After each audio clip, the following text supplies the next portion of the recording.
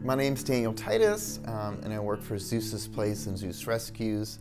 And today I thought we would talk about general pet care and sort of well-being to kind of take care of your pet. Maybe things that we think are common knowledge, but not everybody knows, and sometimes blindside people when they're caught off guard by not taking care of some of these preventative things.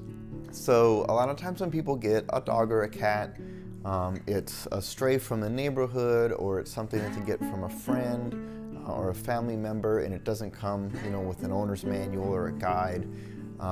And while most folks know, I should probably have this creature checked out by a veterinarian, so maybe somebody that knows just a little bit more than you do can get their eyes on it and try to give you a sense of what this animal needs right off the bat, but also sort of preventative maintenance and general care to keep them on a good path while they're living their life. One of those things that not everyone knows about is the importance of having your pet spayed or neutered.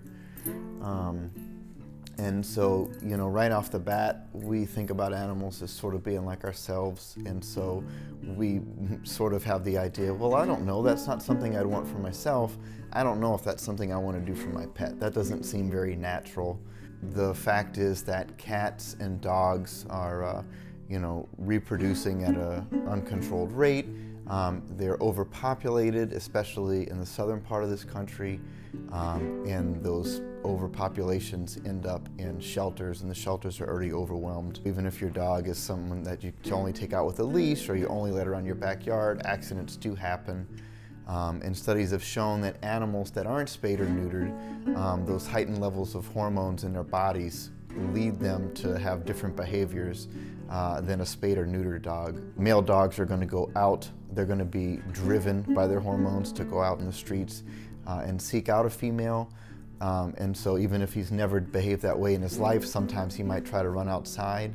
And when they are outside and they're off leash, all of a sudden their chances really go up for getting run over by a car. And so if you just want to talk about behavioral things, these can make your dog more likely to have an injury and also to have some unwanted behaviors too. So the unneutered dog is going to be more likely to mark or have undesired sort of urinary habits.